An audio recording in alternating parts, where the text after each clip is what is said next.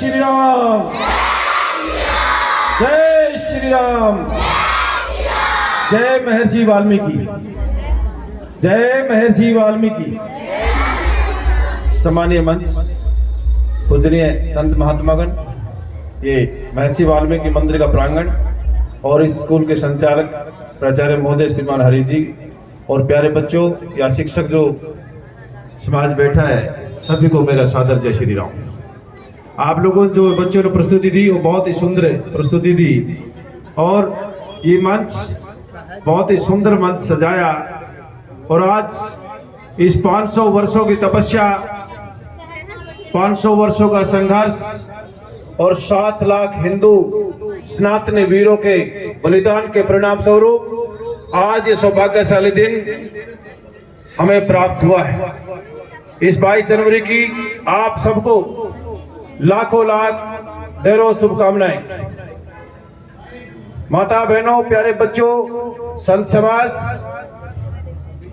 हरि जी ने कहा कि राम जी के बारे में कुछ बताया जाए। इस पूरे संसार में राम के बराबर का कोई आदर्श भाई नहीं हुआ है, आदर्श राजा नहीं हुआ है। और पूरे संसार के अंदर सामाजिक जो समरसता है कि एक राजा के बेटे ने एक भील माता के झूठे पैर भी खाए, ऐसा सामाजिक समरसता का कोई उदाहरण पूरे विश्व के आज संसार में आज तक नहीं बना है। चाहे वो आदर्श राजा रहे, आदर्श भाई रहे, उन्होंने अपने आप में बहुत ही मिसाल कायम की है। भाई का आज इस कलयुग के अंदर, इस वर्तमान समय के अंदर, राजनीति के अंदर भाई भाई का सिर भी काट देता है और दूसरे जो प्रतिद्वंदी होते काटता ही है।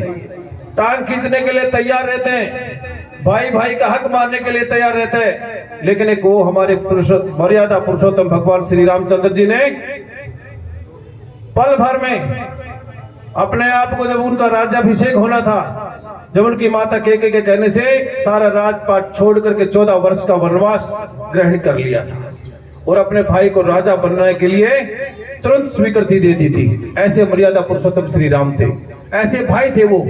जब वो राजा थे तो राजा भी अद्भुत थे। उसकी आज भी हम कल्पना करते हैं कि राम राज्य होना चाहिए देश के अंदर, अर्थात राम राज्य ऐसा कि सबको न्याय मिलता है, सबको खाने को अन्न मिलता है और जिसके अंदर जो प्रतिभा होती है, प्यारे बच्चों, वो उसका पूरा सम्मान दिया गया राम के राज्य में। चाहे भगवान हनुमान थे, उनकी भक्ति, उनके अनन्य तो भक्ति रही, उनकी जो श्रद्धा उनके प्रति थी, उनका पूरा मान सम्मान किया गया।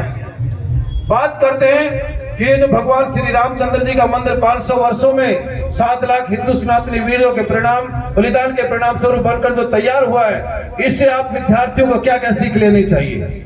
जो हमारे सनातनी समाज से निकल करके आती है, हमारे पुरखों ने 500 वर्षों तक इसके लिए एक इंतजार किया, प्रतीक्षा की है कि ये प्रतीक्षा, तो हमारे अंदर वो प्रतीक्षा का गुण भी है, हमारे अंदर सहन शक्ति का गुण भी है। और आप सब विद्यार्थियों के लिए जो विशेष बात होती है, कई बार जब हमें परीक्षा में कुछ समझ नहीं आता है, हम पढ़ रहे हैं, अच्छा परिणाम नहीं आता है, तो हमें कभी भी अपने आप को निर्बल नहीं समझना चाहिए और एक निराशा में भी आशा की बूंद को ढूंढना चाहिए कि जहां चाह है वहां राह होती है। जब आपके मन में कोई चाह आएगी तो मेरा अनुभव यह है कि राह अपने आप निकलती चली जाती है। पुरुषोत्तम भगवान पुरुषोत्तम जी, उनके बारे में कहा जाता है कि जब वो माता सीता को लेकर चले गए रावण, उनके सामने कोई ऐसा मार्ग नहीं दिख रहा था कि वो किस दिशा में जाएं। तो उससे हमें सीख ये मिलती है कि जब हमारे सामने सारे रास्ते बंद हो जाएं, फिर भी हमें संघर्ष को और अपने प्रयास, अपनी मेहनत को नहीं छोड़ना चाहिए, कभी भी निराशा को धारण नहीं करना चाहिए। और विद्यार्थी जीवन में ऐसा होना चाहिए कि आपको हमेशा आशावान बन के रहना है। आशावान बन के रहना है कि आपने कभी भी आशा का साथ नहीं छोड़ना है, अर्थात हमेशा आगे बढ़ते जाना है। एक आप बड़े साइंटिस्ट भी बन सकते हैं, डॉक्टर बन सकते हैं, तो भगवान श्री रामचंद्र जी के जीवन से प्रेरणा लेनी है। और हमारे जो सनातनी जो पुरखे रहे हैं, पूर्वज रहे हैं, जिन्होंने राम मंदिर के लिए इतना इंतजार किया, वो ये है कि हमें चाहे कैसी भी परिस्थिति क्यों ना आ जाए, उसमें भी कुछ न कुछ सकारात्मक को ढूंढना है, अच्छा रास्ता मिलेगा। और जब आप ऐसा करते हैं तो आपको रास्ता मिलेगा। आप निराशा में भी अच्छा अनुसंधान कर सकते हैं, क्योंकि इस संसार में कुछ भी गलत नहीं होता है, चाहे वो सकारात्मक हो चाहे नकारात्मक हो। ये केवल हमारी सोच पर निर्भर करता है। यदि आपकी सोच सकारात्मक चल पड़ती है तो आप बहुत बड़े बड़े अनुसंधान कर सकते हैं। हमारे सामने ऐसी हर रोज स्थिति या परिस्थिति आती है कि क्या करें। जब सारे रास्ते बंद हो जाते हैं तो मैं अपने आप में सोचता हूं कि मुझे केवल प्रयास करना नहीं छोड़ना है। निरंतर साधना, निरंतर प्रयास से आप बहुत कुछ प्राप्त कर सकते हैं। इसके पीछे यहाँ जो शिक्षक वृंद बैठे हैं, मेरा भी एक अनुसंधान का स्टाइल का जो माइंड है, मैं बताना चाहता हूं। हरे जी, जब हम सोचना भी शुरू करते हैं और संघर्ष अर्थात मेहनत करना शुरू करते हैं, तो हमारे मस्तिष्क का जो ये पैराशूट है ये खुलना शुरू कर देता है और अनेकों नए नए विचारों का प्रादुर्भाव होता है। अनेकों विचार पैदा होते हैं और विचार में से विचार निकल करके हम बहुत बड़े बड़े अनुसंधानों को खोज सकते हैं, उनको प्राप्त कर सकते हैं। जितने भी संसार में आज नई रिसर्च हो रही है या जो पूरा इन्वेंशंस हो चुके हैं, उन सब के पीछे उन लोगों ने हमेशा निरंतर प्रयास किया, निरंतर मेहनत की है। जब मेहनत की तो उनका दिमाग का पैराशूट खुला और नए नए विचार आए हैं। चाहे आप बल्ब का आविष्कार ले लीजिए, चाहे आप एरोप्लेन का ले लीजिए, जिन्होंने इनकी खोज की उन्होंने हजारों प्रयास किए हैं। और आप सब विद्यार्थियों को भी कभी भी निराश नहीं होना है, हमेशा आशावान बन करके मेहनत करना है। जब कोई भी रास्ता ना सूझे तो अपना काम करना शुरू कर देना चाहिए। जो आप सोचते हैं जिस क्षेत्र में जाना चाहते हैं, तो सब आपकी जो यात्रा है, आपका मस्तिष्क खुलता चला जाएगा और नई राह बनती चली जाएगी। आज बात धर्म की है। विश्व हिंदू परिषद बजरंग दल का एक सूक्ति वाक्य है, धर्मो रक्षति रक्षते, अर्थात भगवान श्री कृष्ण ने भी कहा है कि जो धर्म की रक्षा करता है, धर्म उसकी रक्षा करता है। अर्थात आज आप सबको संकल्प लेना चाहिए कि जिन विदेशी आक्रमणकारियों ने हमारे भगवान श्री रामचंद्र जी के मंदिर को ध्वस्त किया था, आज हमने उसको बना दिया है। तो ऐसा क्यों हुआ? इसके लिए हमें धर्म के ऊपर सोचने का चिंतन करना चाहिए कि हम जो है धर्म की अगर रक्षा करेंगे तो ऐसी स्थिति कभी नहीं आनी चाहिए। और जो धर्म की रक्षा करता है, धर्म उसकी रक्षा करता है। इसलिए हम सबको आज ये संकल्प लेना चाहिए कि हम अपने धर्म की रक्षा करेंगे। जब आप अपने धर्म की रक्षा करेंगे तो धर्म आपकी भी रक्षा करेगा।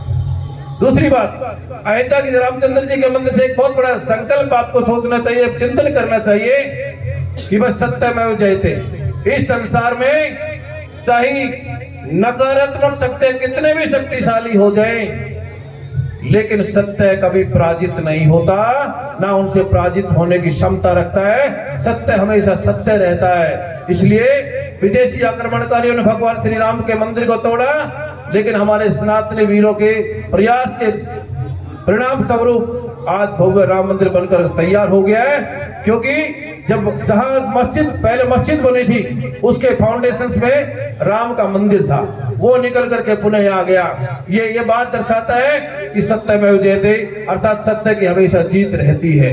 इसलिए आप सभी जानते हैं कि जैसे अयोध्या में भगवान श्री राम की प्राण प्रतिष्ठा हो रही जा रही है, उसी खुशी में आज हम सब बच्चों के साथ मिलके आज इस समारोह में अपना योगदान दे रहे हैं।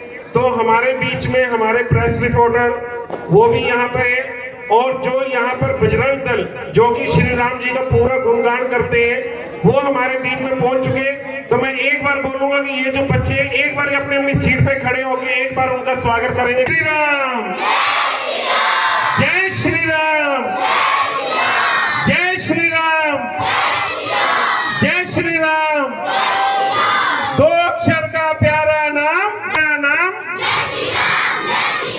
घर घर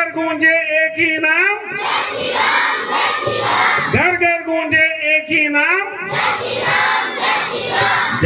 मैं सभी बच्चों को स्टेज पे इनवाइट करूंगा कि सभी बच्चे, ये जो 16 बच्चे हैं, ये एक बार आज के प्रोग्राम के बारे में। सर, राम मंदिर में रामलला की प्राण प्रतिष्ठा के अवसर पर मदन मेमोरियल स्कूल में भव्य ये भजन संध्या करवाई गई है। इसके लिए हम बहुत खुश हैं। सुबह हमने शोभा यात्रा निकाली थी बच्चों की कि राम मंदिर, जहाँ राम वहाँ राम का मंदिर होना ही चाहिए। स्कूल में क्या क्या कार्यक्रम होगा? स्कूल में सुबह शोभा यात्रा निकाली गई है, अब इस वक्त भजन संध्या चल रही है और उसके बाद प्रसाद वितरण होगा। सबसे पहले जय श्री राम। आज हमें बहुत खुशी है कि अयोध्या में 500 साल के बाद जो है रामलला का प्राण प्रतिष्ठा होने जा रही है। तो उसी खुशी को जाहिर करते हुए आज हमने अपने स्टाफ की तरफ, बच्चे की तरफ से हमने स्कूल के अंदर भजन संध्या का प्रोग्राम रखा, वो हमारा चल रहा है। और सुबह जो हमने शहर में बच्चों के साथ एक शोभा यात्रा भी निकाली और भजन संध्या के बाद हमने बच्चों के लिए प्रसाद का भी इंतजाम किया हुआ है। तो हमें बहुत खुशी है कि आज जो है रामलला जी हैं अयोध्या में विराजमान हो रहे हैं। तो जय श्री राम, जय श्री राम।